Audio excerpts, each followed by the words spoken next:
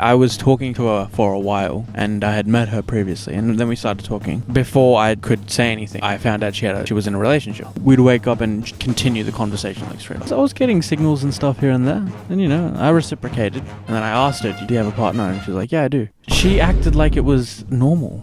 Ho! And then I thought that I was in the wrong because she was really casual about it. I was like, oh, am I that stupid? Am I just like a dumbass for thinking that it was something? Then where was it? And how long was she with her boyfriend already at that point? At that point, it was like 2 years or something. What? That's what I'm saying, 2 bro. years? That's what I'm saying, bro. And I'm like, how are you gonna... What? We were sharing stuff about ourselves. If you were to go on Tinder and start a conversation, it's exactly what it was like. I had met her at a party. We had a really fun time that night. Then we exchanged stuff and we were talking. And I was like, oh, bet, this is really nice. But then when I showed it to my female friend and she like read through and she was like, what the fuck is this? What is this girl on, bro? And then she was like, no, don't stress, man. I think it's a red flag. Yeah.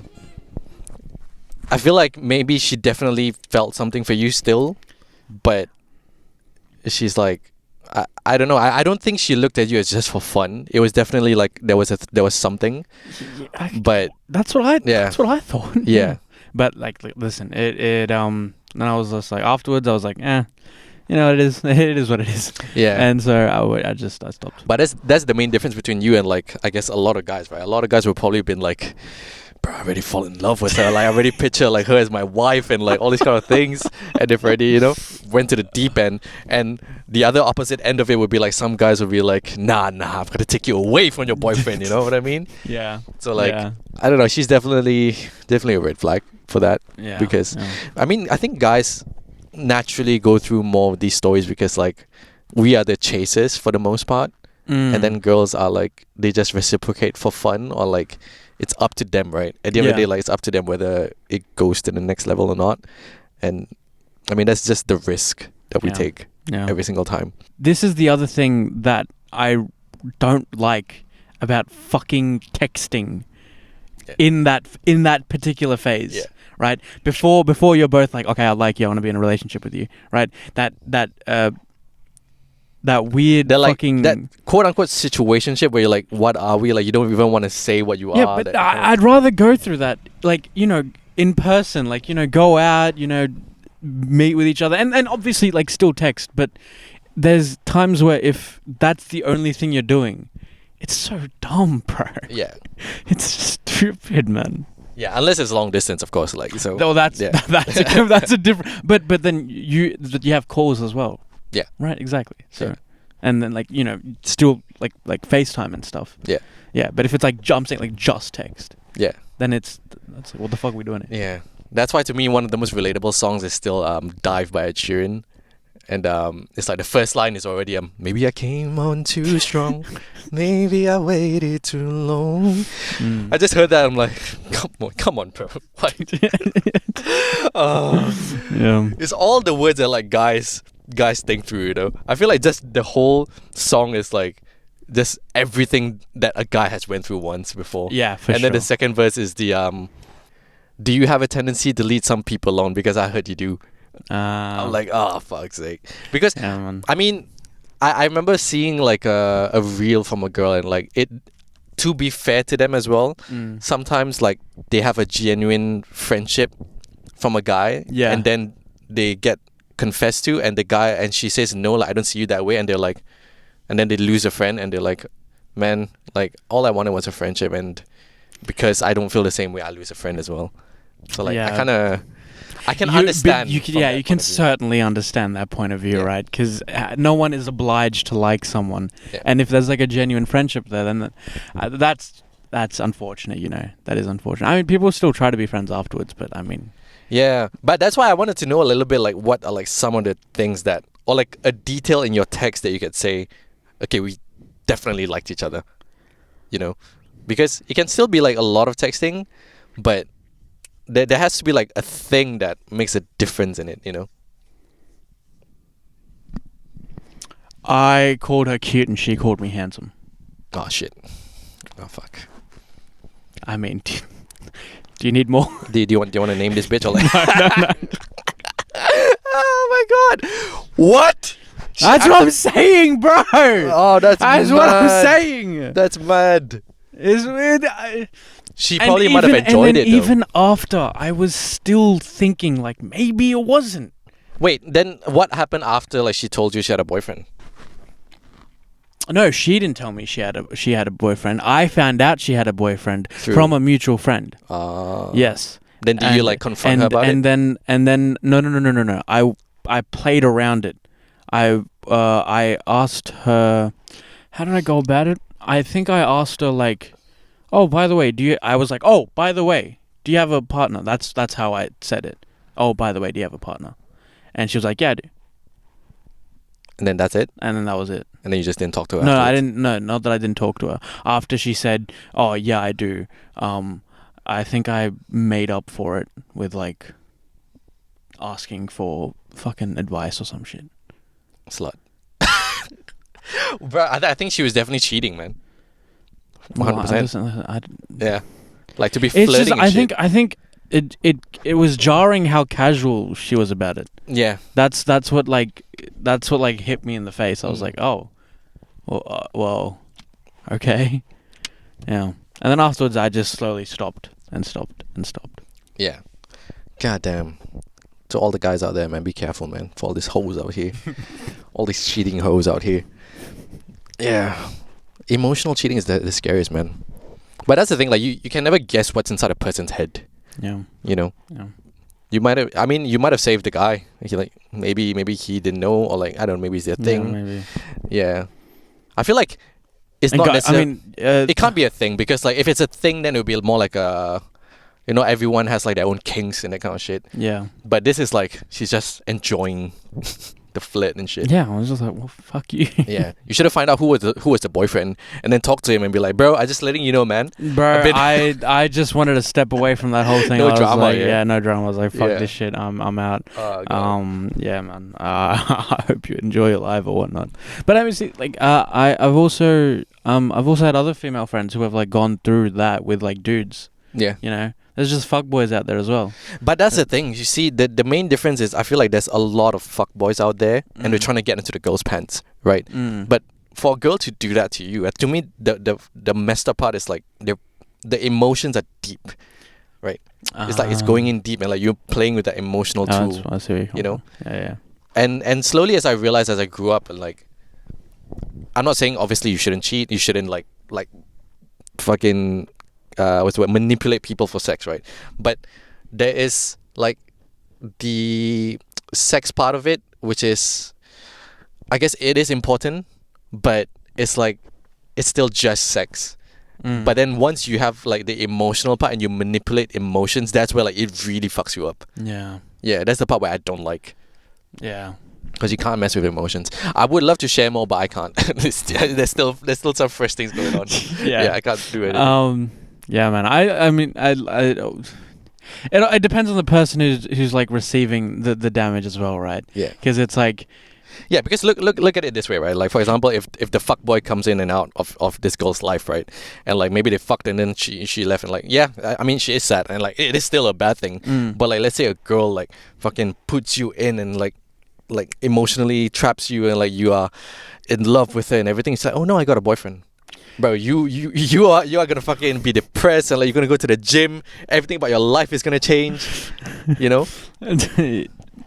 Compared to, like, if you just fucked and then, you know. Yeah, I can see that. I can see that. I think, but it also comes with the approach, right? Yeah. Because if a dude's like, if a dude also, like, starts saying shit like, oh, you know, I think you're really cute, and I think that, you know, I really want to take you out, and, like, also does the exact love bombing. Yeah, exact love bombing, right? Love bombing a girl, and the girl is like, oh my god, he actually likes me or something, right? Yeah. Like all that, and then they get to sex, and then he fucks off. I mean, that's still gonna fuck up the girl, like, just as much, right?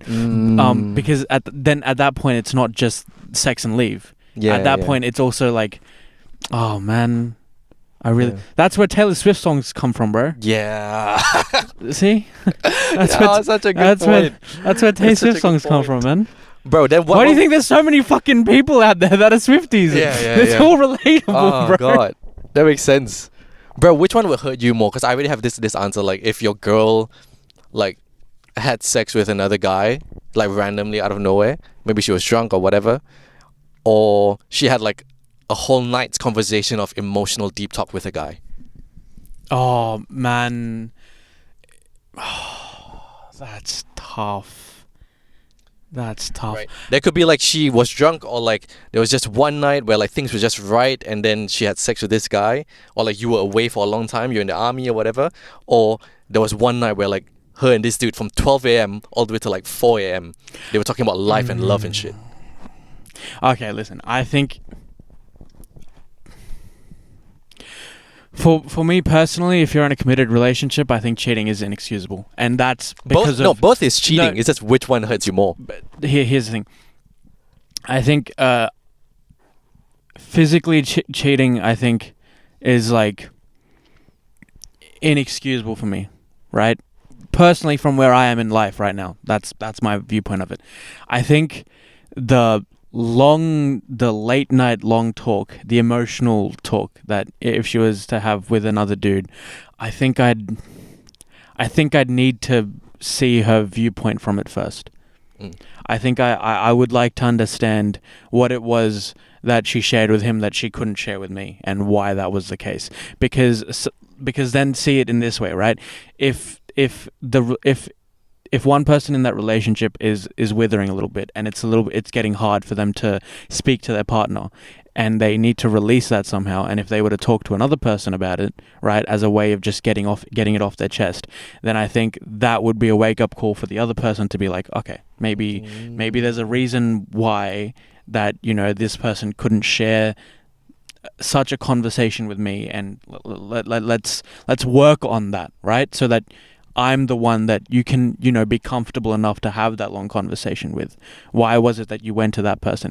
Now, if the answer for that first is that, oh, because I like him, well, then that's that, right? Well, that's that. But or like you find out, like the worst case scenario, like you find out from her girlfriend, and she's like, yeah, they had like such a deep talk, and they were like kind of like in love and like staring at each other. Yeah, see, right. But if it was because they needed a form of release, right? Not like emotional, like attachment or anything. Just like to have someone listen to them when you can't. That's different, I believe, and I think that's something that then you can work towards. Yeah. So you're bringing out the logical side of it and the realistic side of it, but I think it's more like she just hung out with this guy, and like that guy definitely likes her, and like they just had a deep talk, you know. I don't know. For me, like for you, would you be like, no? To me, both is a mistake, right?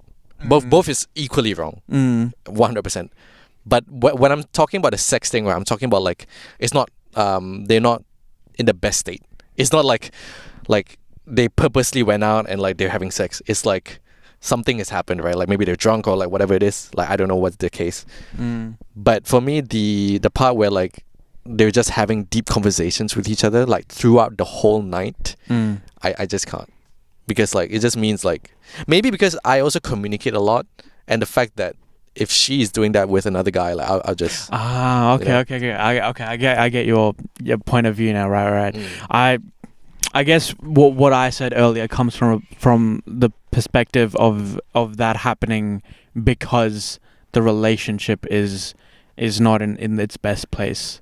I think we're too mature to have this conversation, because we're like we're really planning on like how it happens, you know. I think this is because a lot of people would just be like, no, right. red flag, no. This is where I go at the end of any example. It's always dependent on the situation, which is true, which is how you should live life, right? It really, really, really depends on the situation. It does. Right? Yes. Everything depends on the situation. I think the reason we're going through so many different channels right now is because it's too broad of a fucking thing, right? It's too broad. It's like that's right. But that's the thing. I always see in podcasts where like people are like, "Is this a red flag or not?" And I'm like, I can't say that's a red flag, but like it's too broad of a term. Too broad, you know. I can't. Like I just can't, because everything is so situational that you're like, no, you know. Yeah. Because I remember watching The Vow, this movie called The Vow, and what happened was, the story is this couple that's married already, and then they got into an accident, and the wife forgot about her husband, and the last lover that she remembered was her ex, and this is based on a true story, which is crazy, right? So he was trying to win her back, and things sort of like didn't work out, and she went back to her family. So she went back to live with her family, right? And the truth about her family was her dad actually slept with the girl's friend, like the daughter's friend. Yes, right? yes. So her husband didn't want to tell her this information because, like, if he told her about all this whole situation, he would have easily gotten her back. But he wanted her to fall in love with him, like as naturally as possible again. So when she found out about this, she was angry. Like, she is what a lot of people would assume to be, right? When they hear their dad cheat and they're like, why did you stay with him? Like, he cheated on you with my friend. But the mom was like, he did such a wrong thing, and I plan to walk out every single night of my life. But every time I look at a photo of you and your sister and all the right that your dad has done, I chose to stay. And that got me to like, bro, you can't... It's the people that haven't gone through the whole experience, then they'll have an easy answer, isn't it? You know? Yes. Like, yeah. You really haven't gone through the whole answer. And to be fair, if you're young, like 18-year-old, and it's like your first boyfriend, first girlfriend, whatever, they cheat, let go if you want to let go. You know, that's your first one. Like, you shouldn't be with someone like that. But when you're in a committed relationship with someone for like 30 years, 20 years, then you have kids, you have a house, and he's done a lot of right? For that mom to think of like, I want to stay with him because he has done a lot of right, and this is the one thing he's done wrong, I respect her decision. Yeah, I don't necessarily agree, but I respect it. I can respect this you just said this, right? You would that some people who haven't gone through that would get an easy answer, right? And in my head right now I have the easy answer, is that I would leave. Yeah. But again, the number one thing in that is I didn't go through the fucking 30 years of the relationship, right? I haven't even been alive for fucking 30 years.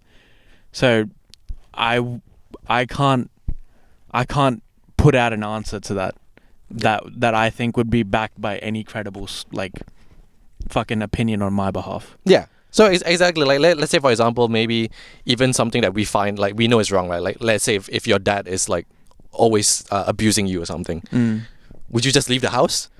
If you leave the house, then where are you gonna stay? Like there's like the realistic side of it, like, you know what, I still get food, I still get this, like how do I solve things? I'm not saying you should stay and like it's okay, but there's like layers to this, you know, and there's layers to that specific movie, and I love that movie, man. That movie is insane. That's fair, man. That's really, that's fair, bro. Yeah, it's a lot of like worries in your head, and I can only imagine that. That's the thing, right? Whoa, you're so fucking bright. Look at that. It's like fucking ethereal, out of heaven. I can only imagine what a mom goes through, like what that person goes through, like every night thinking about it, you know? Yeah. It's a very easy answer to like, just leave, but there's a reason why she stayed, right? Just because you stay doesn't mean everything is like happy again. Yeah. You know, that means she went through the night of like, like, should I stay? Should I not stay? But in the end, she still chose to stay. And, you know, relationships are complicated. Things that you worry about are complicated. And I don't know. I feel like both of us, or like just a lot of people in my life right now, we're all going through that phase of like understanding how to work around life. Because life isn't as easy as what... I think a lot of social media influence us to be like... When I say social media, I say like Twitter, Instagram. There's a lot of like, if he does this, then he's a red flag. If she does this, that means she is this. You know what I mean? Yeah. And trust me, like I've been down that rabbit hole quite a lot still. And I'm like, fuck this. Like, I mean, I've had enough of this. It's like, just, it just gets very, very annoying. Bro, you are fucking... The sun, look at the sun, it's just Holy going shit. ham on you, bro. Oh shit. Yeah, that helps. Yeah.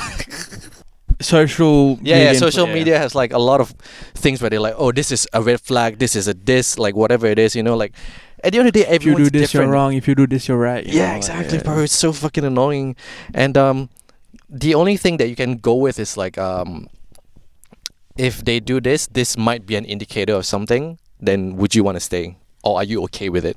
You know, everyone has different tolerances, and I've learned to like, you know what, I'm not going to give my opinion or like my thing that I would do, but I would just say like, be careful, you know. For example, like, what can I say with what my friends are going through? Let's say, for example, I think this is something that a lot of couples go through, right? Like, one of my friends is going through this relationship thing where like she's bringing up past mistakes that he's done and keeps bringing it up. You know, can't do that. You see, but I think if you talk to like any girl out there, definitely a lot of girl audiences listening to this right now are like, no, red flag, no, you shouldn't be with him, you shouldn't be with a person like this. And I'm like, wait, calm down. You know, like, we have to see. The thing, I don't know how bad the mistake was from him, and I don't know how he's reacting to it.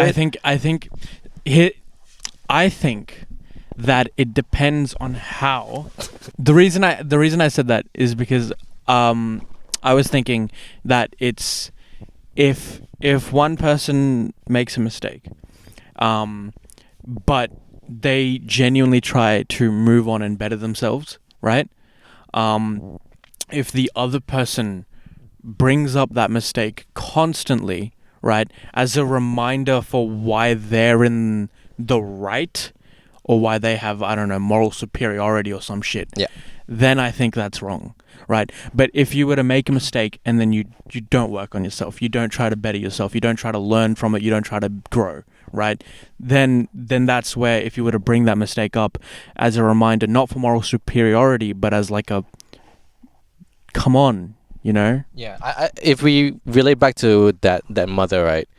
If she stayed in the relationship and she genuinely like chose to stay, then work on the relationship, then it works. But if there are moments where like he is changed and he has never done that for like 2-3 years down the road, like he's been an amazing husband, and then one time he makes like another small mistake, and then she's like, yeah, but you slept with her, then you know you can't be in that relationship exactly anymore.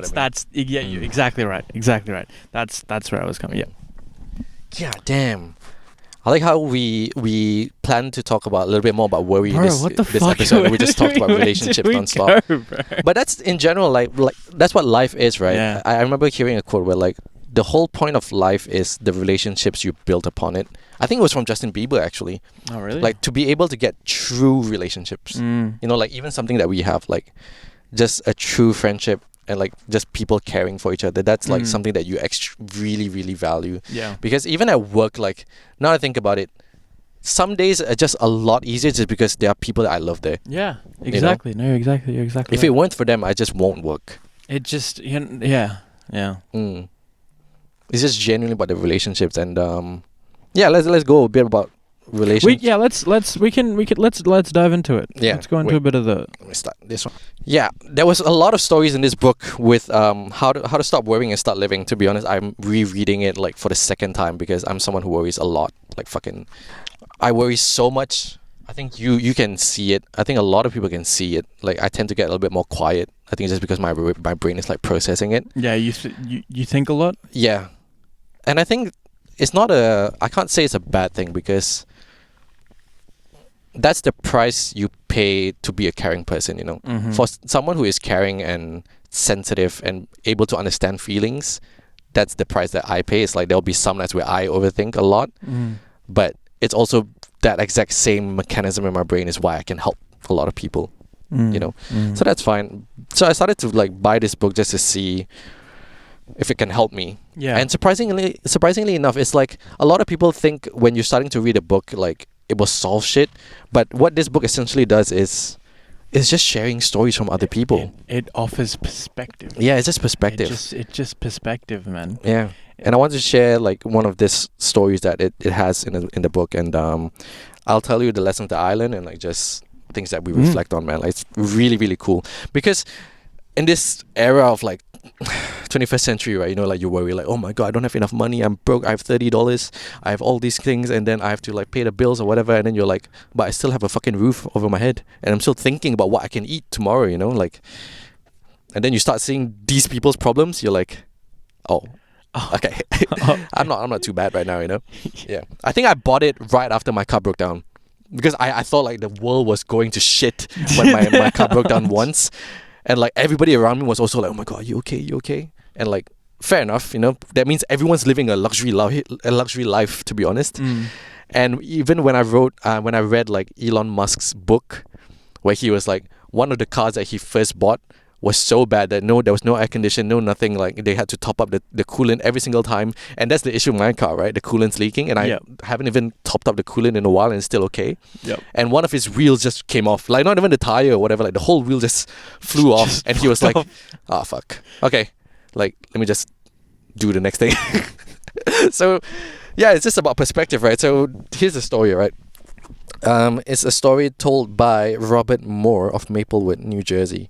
I learned the biggest lesson of my life in March 1945. He said, I learned it under 276 feet of water off the east coast of Indochina. I was one of 88 men aboard the submarine Bayer SS-318.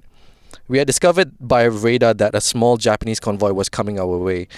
As daybreak approached, we submerged to attack. I saw through periscope a Japanese destroyer escort, a tanker, and a mine layer. We fired 3 torpedoes at the destroyer escort but missed. Something went haywire of the torpedoes and it just didn't hit. And the Japanese ship mine layer, when she suddenly turned and came directly at us. First of all, this is already like... This is already a life and death. This is literally life and death, right? So... they went down further to avoid detection, and 3 minutes later all hell broke loose. 6 depth charges exploded all around us and pushed us down to the ocean floor. This guy was fucking terrified, right? So this guy was saying, this is death. I kept saying to myself over and over, this is death, this is death. With the fans and cooling systems turned off, everything is off, so it's so quiet. And inside the sub was over 100 degrees, right? I think that's like 30 degrees, 40 degrees. In Celsius, 100, close to 40, close to 40. But I was so chilled with fear that I put on a sweater and a fur-lined jacket, and still I trembled with cold. My teeth chattered. I broke out in a cold, clammy sweat. The attack continued for 15 hours. 15 bloody hours. I had worried because I couldn't own my home, I couldn't buy a new car, and I couldn't buy my wife nice clothes. Bro, I can't imagine, man, like for 15 hours... all you can do is just sit there worrying, and this guy is like, oh man, I'm not going to be home. I won't be able to buy my wife clothes. I won't be able to buy her like all this kind of shit. And how he hated his old boss, and how he was always nagging. And I remembered how I would come home at night sore and grouchy and quarrel with my wife over the small trifles. I worried about a scar on my forehead and nasty cut from an auto accident as well. How big all those worries seemed years ago, but how absurd they seem when depth charges were threatening to blow me to kingdom come. I promised myself then and there that if I ever saw the sun and the stars again, I would never, never worry again. Never, never, never. I learned more about the art of living in those 15 hours in that submarine than I had learned by studying books for 4 years in Syracuse University. We often face the major disasters of life bravely and let the trifles, the pain in the neck, get us down. So, I remember first reading about this because I was like going through relationship stuff, and I'm like, bro, I am still talking to this person, first of all, right? A lot of people, like, when things end or like things go to shit, like they just cut contact. And they're not able to have like closure or whatever. And that's where they get like a lot of worry, right? Because the fact that you have no contact. Same with this guy, man. This guy's fucking trapped in a submarine for 15 hours just thinking about life, like how am I going to solve this shit? And then when I put that into perspective of what I went through, right? And the fact that I'm still talking to this person and we are still in good relationship, we don't have any bad feelings toward each other. I think at that specific moment I was just like, just shut up. Like, not in a bad way, but like, just shut up, it's fine. Like, things are bad. Not bad, but like things are worrying, but like you don't have to have nights where like you're overthinking and like you can't focus. Yeah. And yeah, it was definitely a perspective to hold. Wonder what you thought about it. I think you found that he would never worry about it again part interesting. Yeah, no, I read that part and that was like that was certainly a really, really cool thing, I think. In terms of relatability as well. It's not. I've never been in a instant life or death situation. Of course. 300 feet under the fucking sea.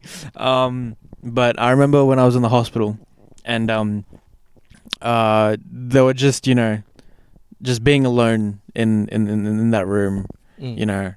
Like not being able to sleep. Just those few hours definitely was something, right? I wanted to be home. I wanted to hug my mum. That's all I wanted, right? So when I finally got discharged and I got home, I'd say the main thing that worried me before then, like just life-wise, was money, right? When I got home and I remembered about like money and stuff, and like it didn't matter how little I had in my account. I looked and I was like, I could give 0 fucking shits, bro. I did not care. I was like, I'm so happy to be home, bro. I was so happy to be home. I was like, yeah. And like everyone has to go. That's the reality of it, right? That's why when I tell people, I wish you go through more shit. It's not because like I want bad things to happen to you, but like the things that you learn out of it, bro, is priceless. Because hearing you go through this, like the amount of money that you have in your bank account, and then hearing what I have, I'm like, shut up. Just shut up.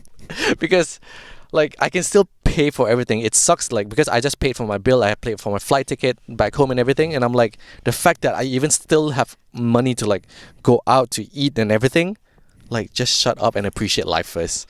Like, it's fine. Life is fine. But that's the thing, right? You can only... It's hard to get there, man. Yeah, it's hard to get it. The only way to learn it is like you really have to go through it.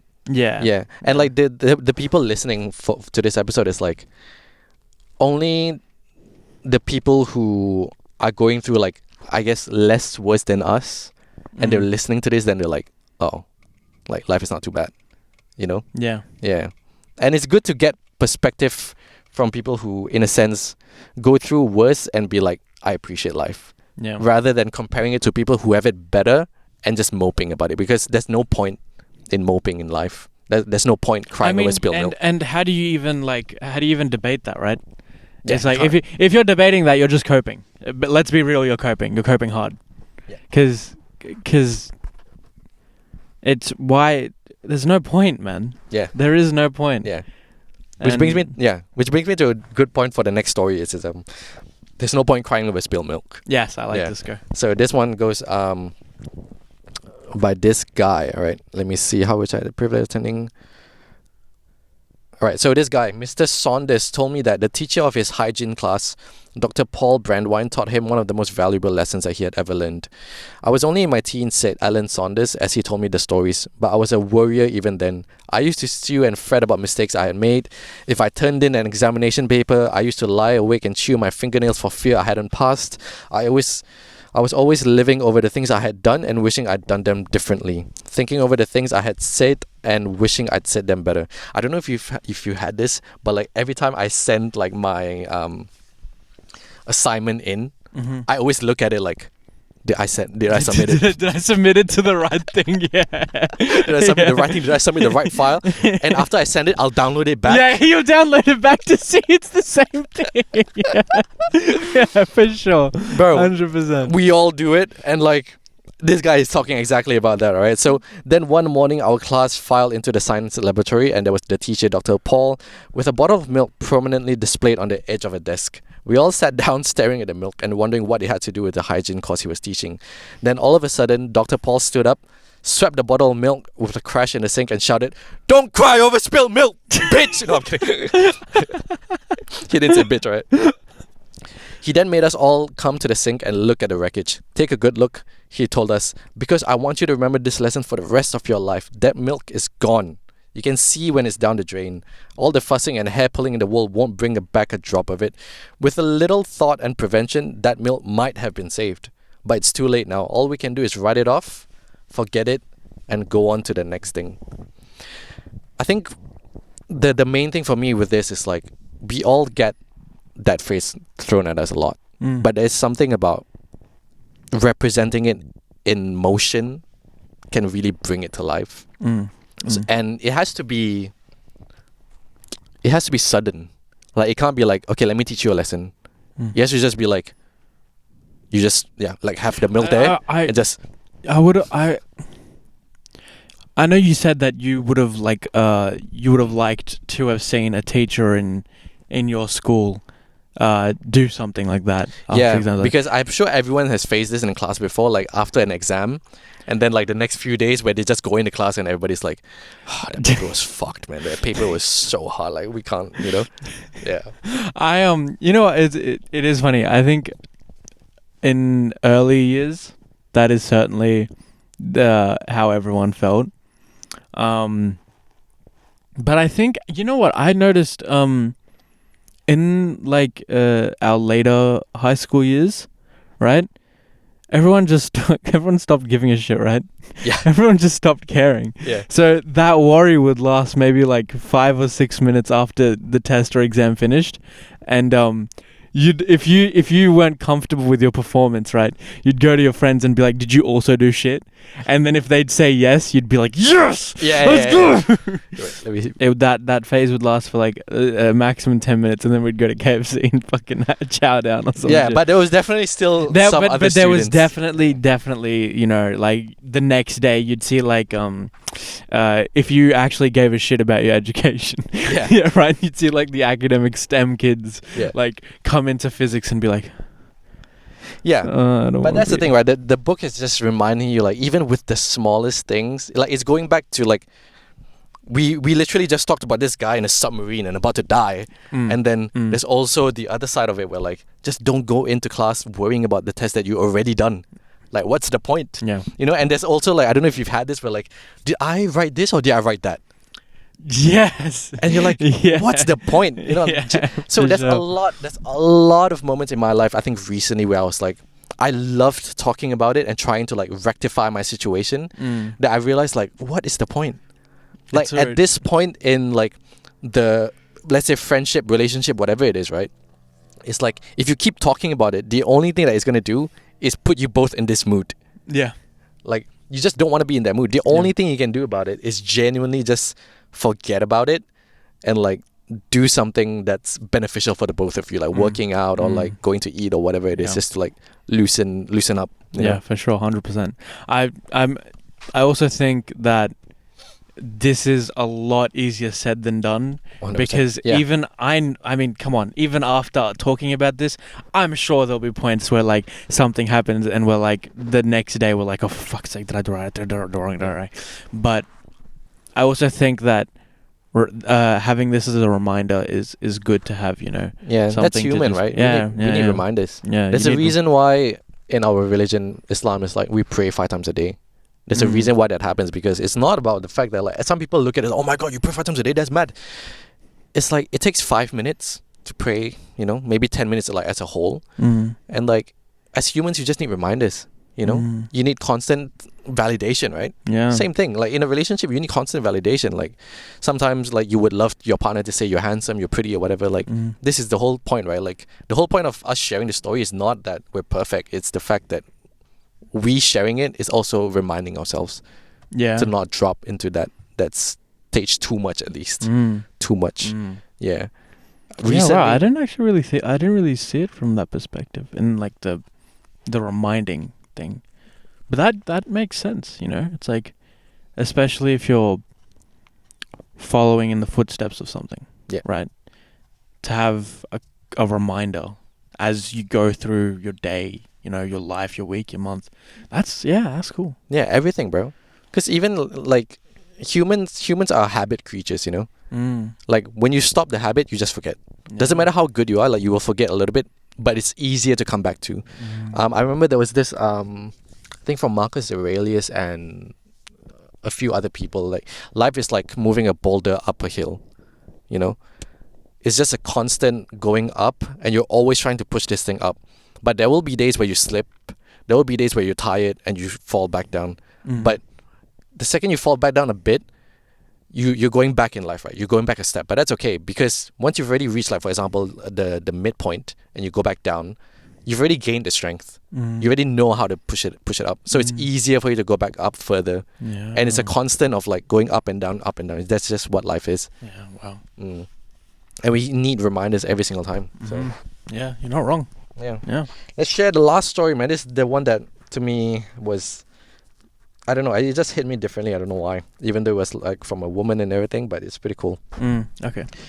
So on a frosty October night, shortly after the close of the Civil War, a homeless, destitute woman who was little more than a wanderer on the face of the earth knocked at the door of Mother Webster, the wife of a retired sea captain living in Massachusetts.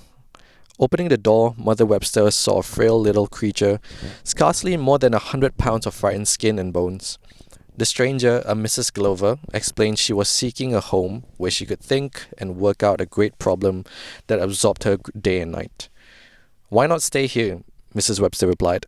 "I'm all alone in this big house."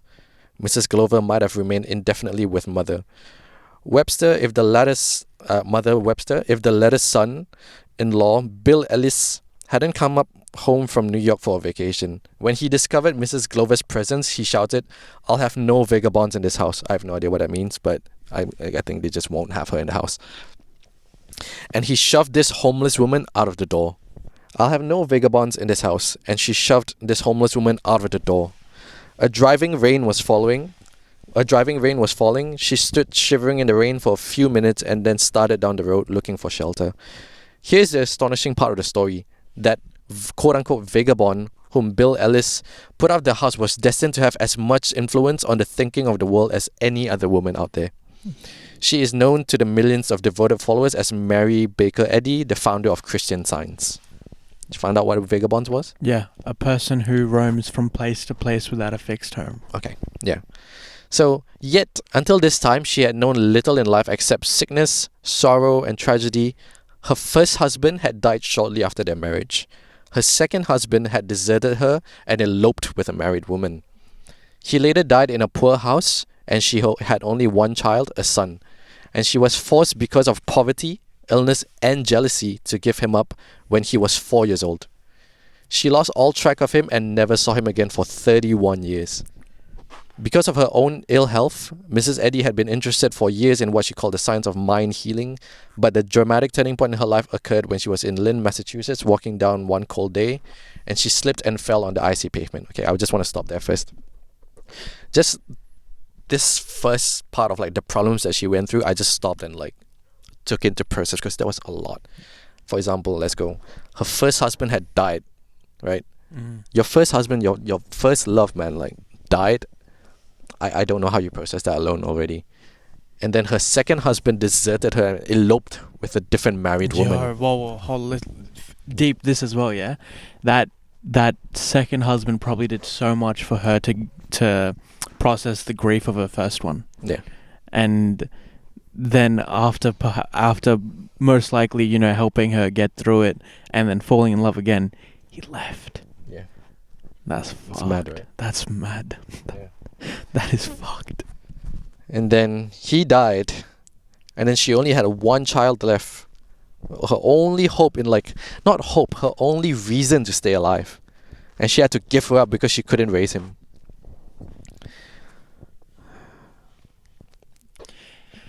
Yeah. Yeah. Wow. That is...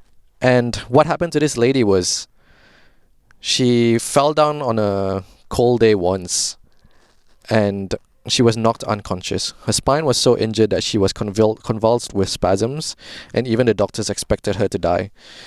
And she would probably never walk again. So lying on the bed, what was supposed to be her deathbed, right? She opened her Bible and was led and declared by divine guidance to read those words from St. Matthew. And behold, they brought to him a man sick of palsy, lying on a bed. And Jesus said unto the sick and the palsy, Son, be of good cheer. Thy sins be forgiven thee. Arise, take up thy bed, and go unto thine house. And he arose and departed to his house. And for some reason, after she read that, she immediately got off bed and walked. And I mean, I'm in no way a Christian, or do I fully understand what that meant. But I think she just reached at such a low in her life, right? Yeah. That exact quote was so relatable to her, which was like, Jesus, wait, let me just get this right. Like, your sins are forgiven. Go up, like, just get up, go to his bed, No, sorry. Go up. Let me restart.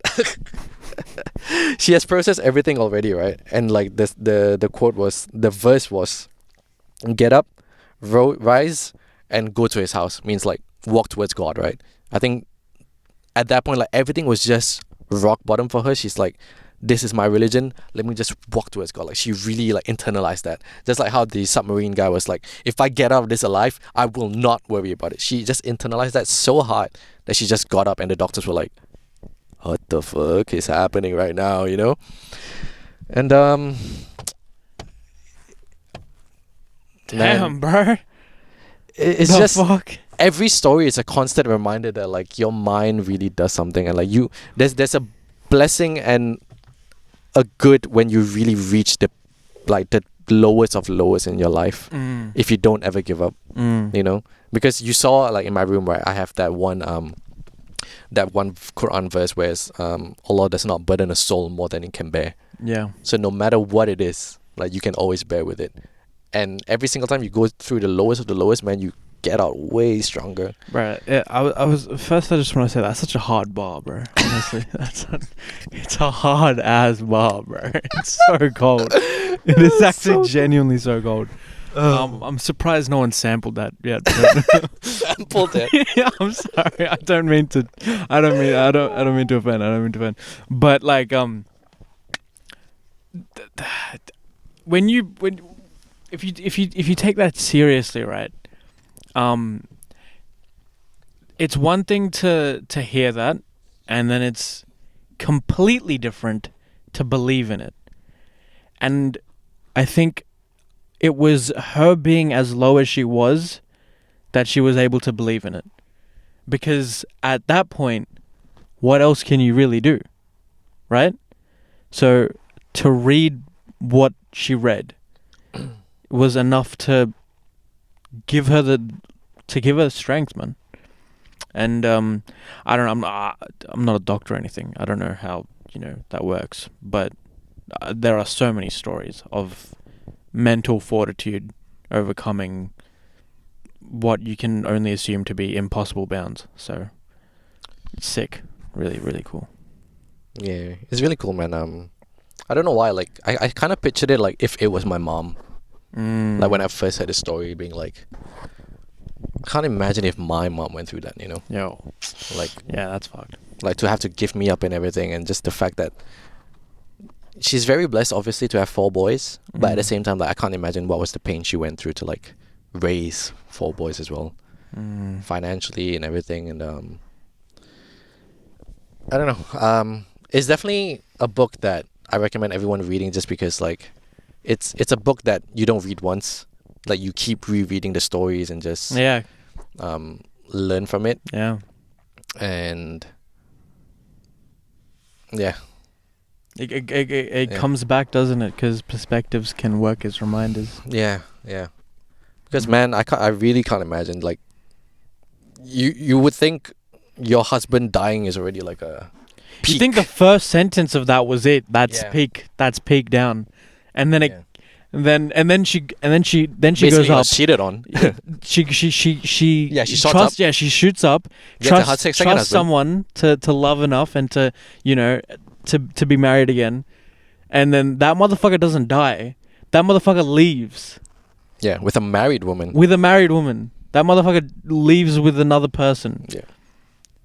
And then she gives up a child, man. Fuck. Yeah. God damn. Yeah, man. It's definitely a perspective to take in, because like I can only imagine the trauma she's faced, and the fact that she came up stronger and was known to be a woman of the creator, I think, the founder of like Christian Science.